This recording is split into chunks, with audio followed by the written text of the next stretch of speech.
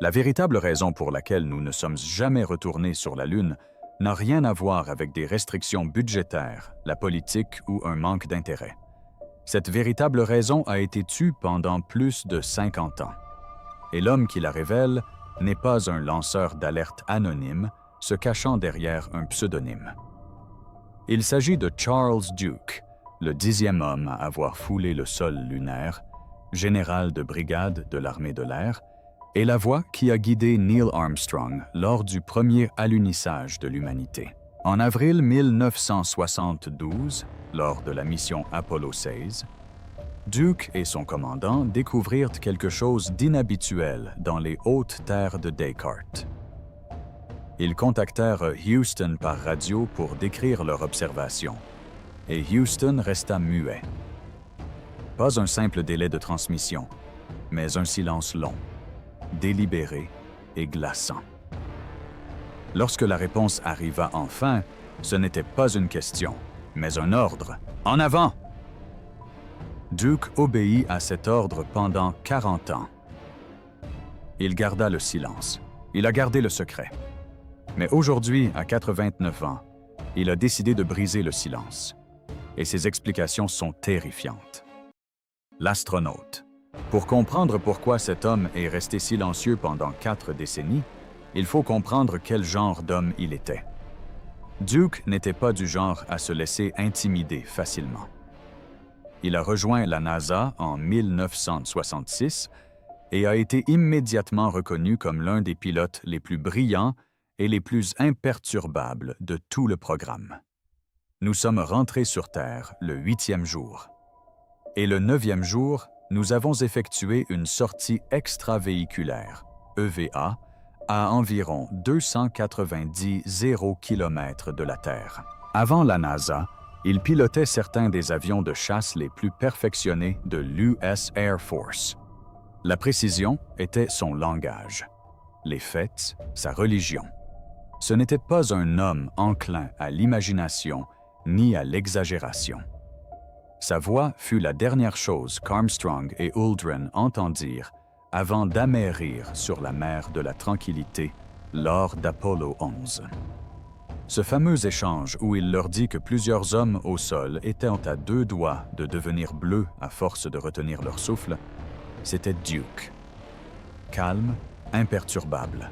Le genre d'homme qui ne bronche pas, même sous le regard du monde entier, quand 2 vies dépendent de son sang-froid. 3 ans plus tard, il obtint sa propre mission, Apollo 16.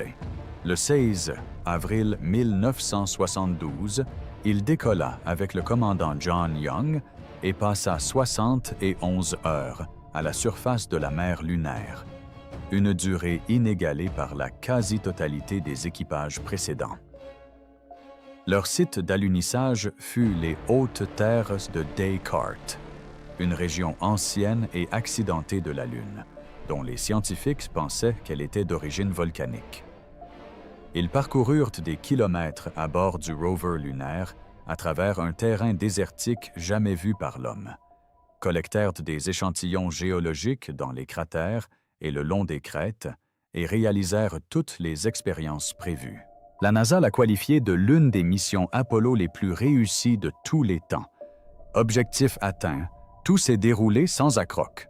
Du moins, c'est la version officielle. Mais voilà le problème.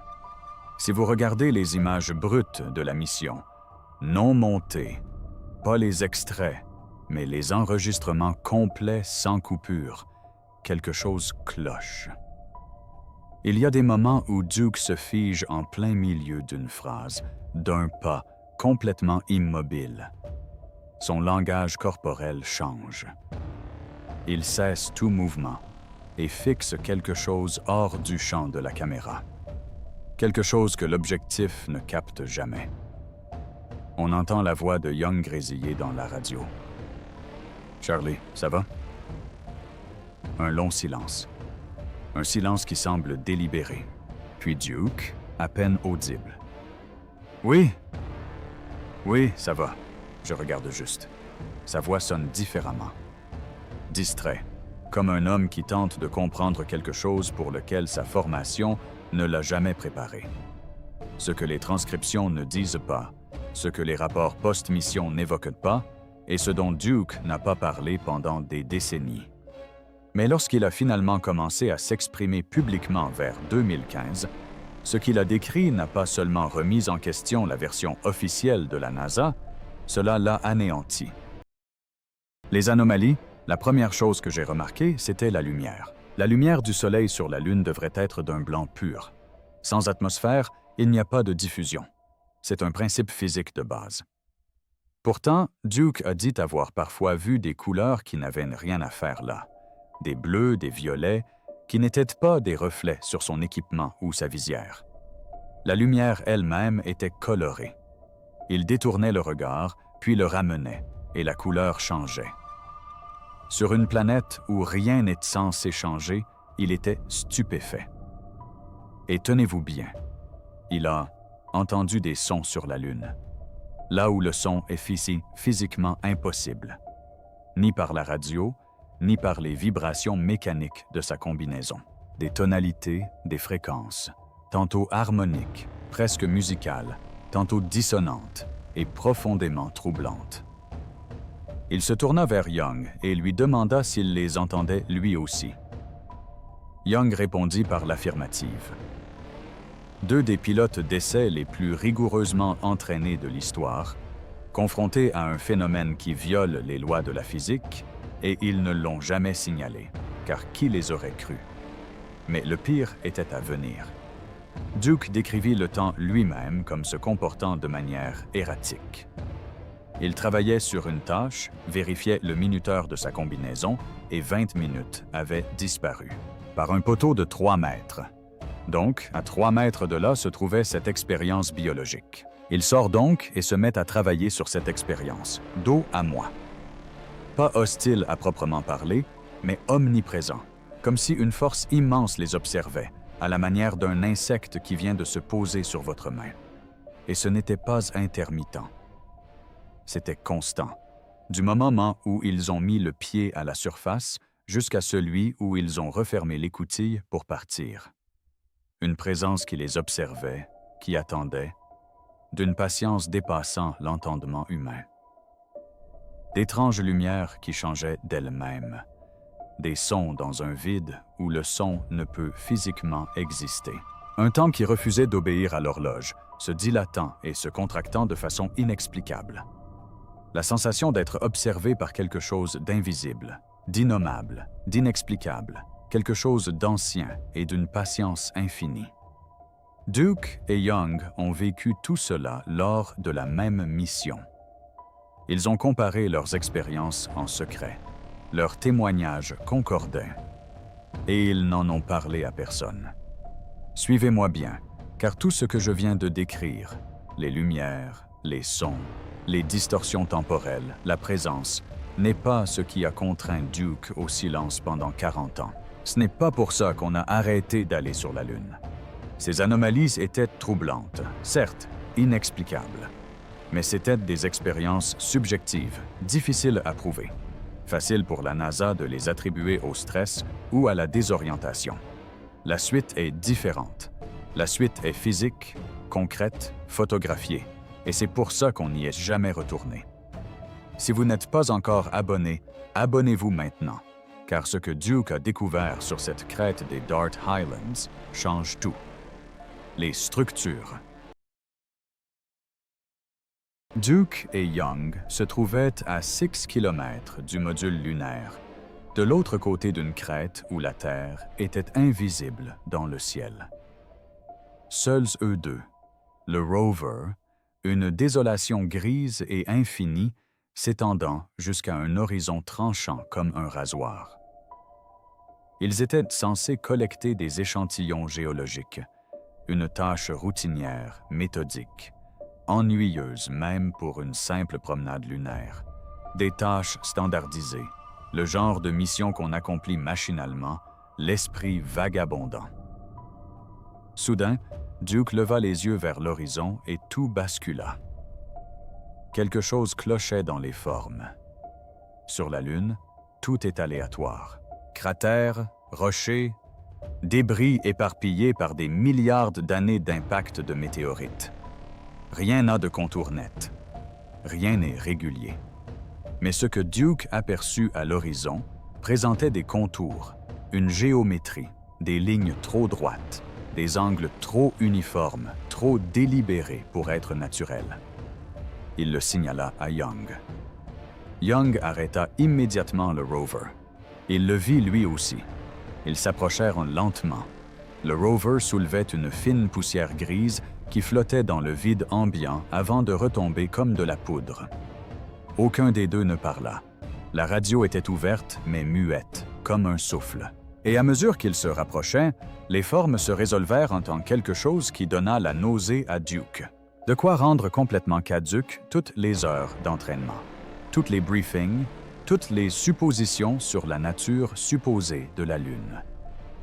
Un mur ou des fondations anguleuses, faites de blocs recouverts d'une épaisse couche de poussière lunaire, mais indéniablement construite, non sculptée par des impacts, non façonnée par la géologie, non issue d'un quelconque processus naturel dont on leur avait parlé. Construit, délibérément construit par une entité intelligente et déterminée. Duke estima sa longueur à une centaine de mètres, et il disparaissait dans le sol à ses deux extrémités, s'enfonçant sous le régalite, comme si la Lune l'avait lentement englouti au fil des éons, comme s'ils apercevaient la colonne vertébrale d'une structure infiniment plus grande, enfouie en dessous. Une structure qui s'étendait dans des directions qu'ils ne pouvaient suivre. Et c'est là que le bas blesse.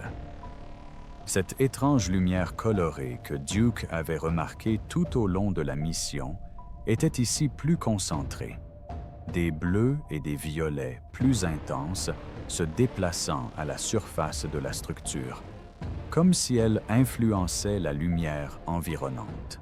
Et ces harmoniques qu'ils entendaient auparavant étaient maintenant plus fortes, beaucoup plus proches, presque directionnelles, comme si la structure elle-même en était la source, le silence. Duke appuya sur le bouton de sa radio. Il décrivit ce qu'il voyait à Houston avec clarté et précision. Formation géométrique, non naturelle, apparemment construite, d'environ 100 mètres de long, demandant des instructions, puis plus rien.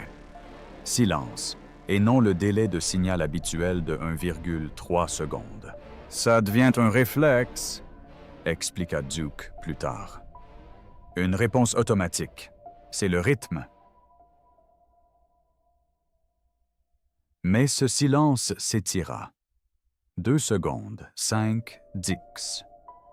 Duke et Young échangèrent un regard. Duke appela de nouveau. « Houston, vous me recevez? » Rien. 20 secondes. 30? Les secondes lui parurent des heures. Duke dit qu'il entendait sa propre respiration à l'intérieur du casque, le sifflement du système d'oxygène de la combinaison, le léger crépitement du conduit ouvert. Il regarda la structure pendant qu'ils attendaient. Elle était toujours là, toujours réelle, toujours impossible. Et depuis le centre de contrôle, à 240 mètres de la salle remplie des ingénieurs les plus brillants de la planète, qui surveillaient chaque étape de leur mission, le silence était total. Imaginez un peu. 2 hommes seuls sur la Lune, contemplant un phénomène qui ne devrait pas exister, tandis que les seuls à pouvoir les entendre gardaient un silence délibéré. Lorsque Houston répondit enfin, sa voix était neutre, maîtrisée. Aucune curiosité, aucune inquiétude, aucune question.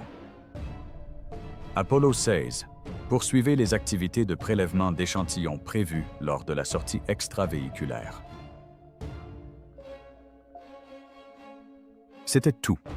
L'unique réaction aux 2 astronautes signalant la présence de structures artificielles sur la Lune.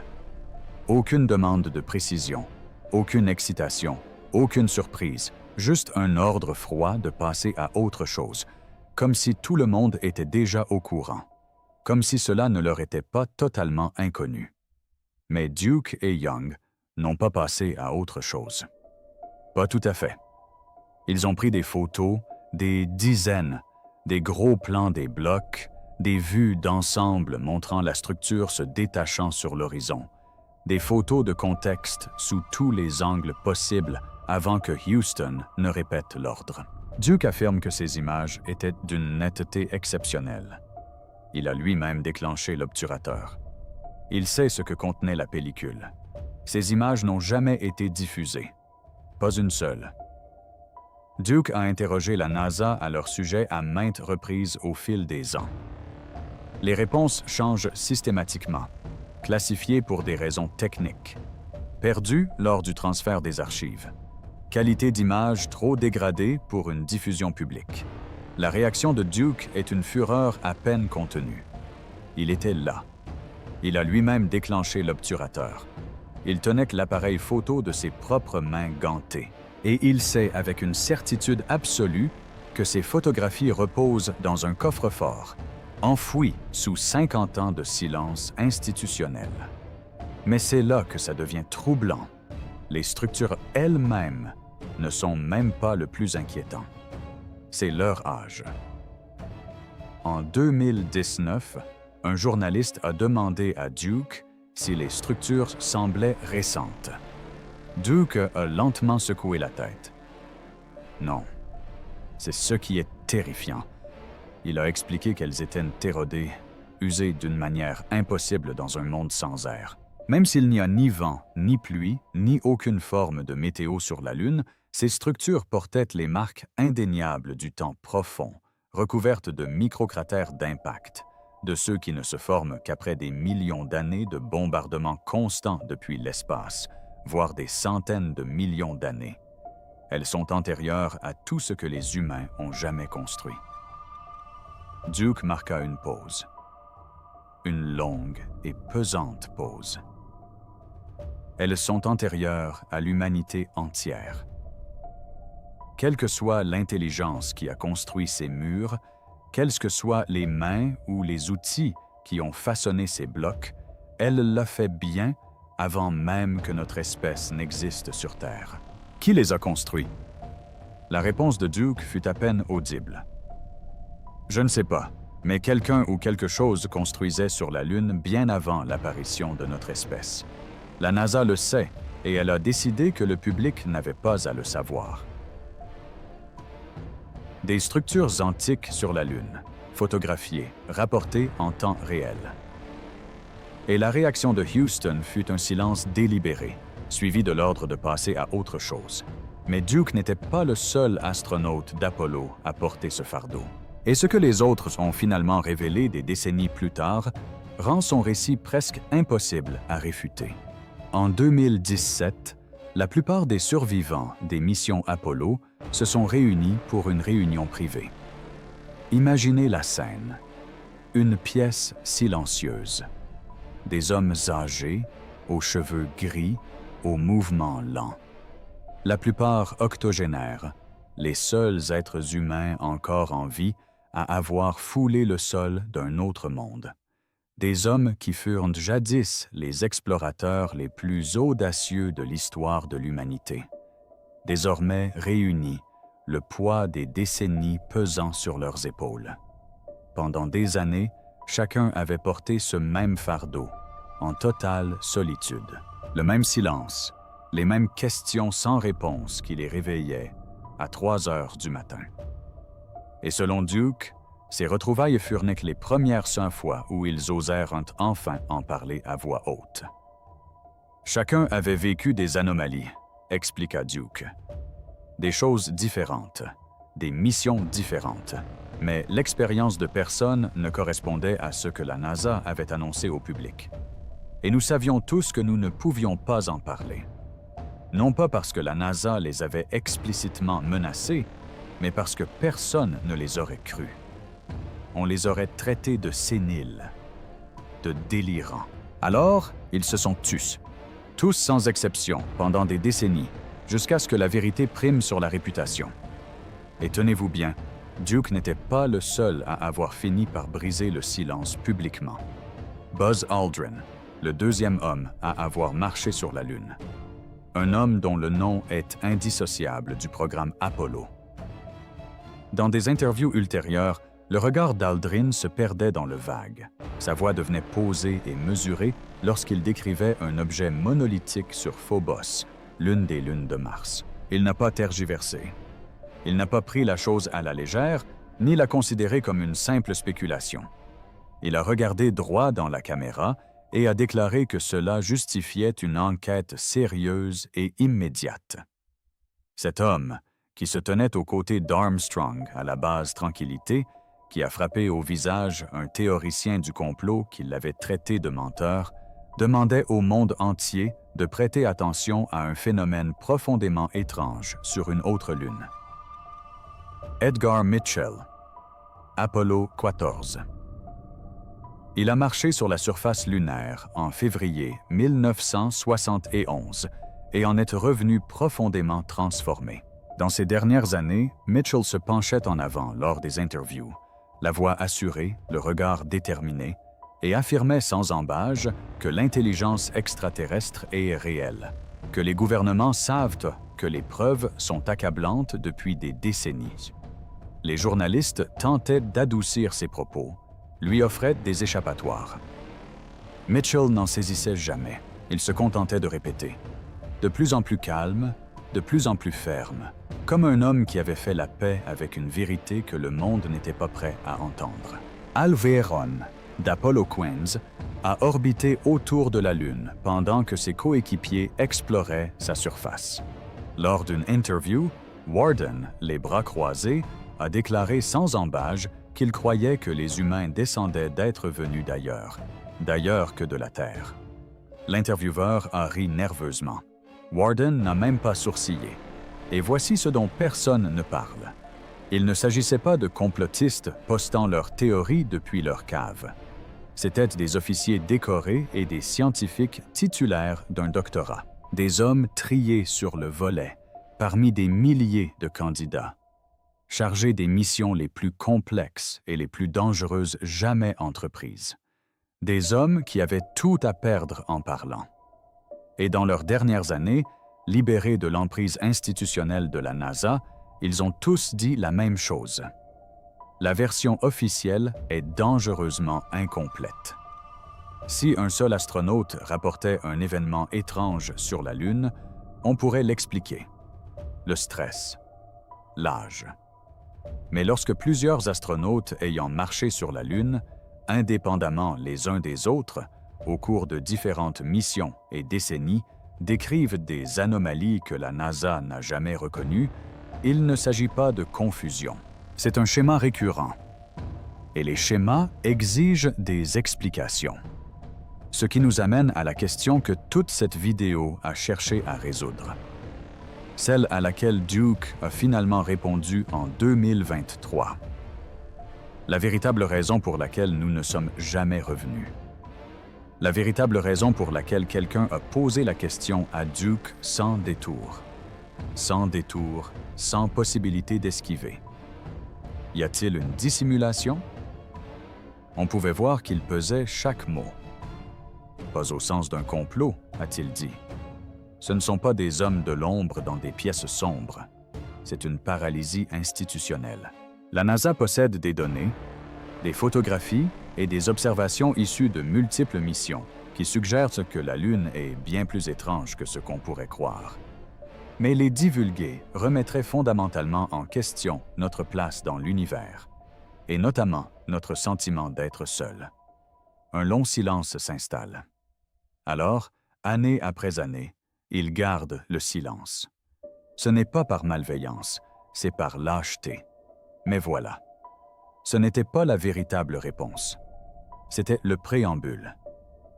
Car ensuite, Duke a prononcé les mots qui expliquent enfin 50 ans de silence. 50 ans durant lesquels l'humanité a tourné le dos à la plus grande réussite d'exploration de toute l'histoire.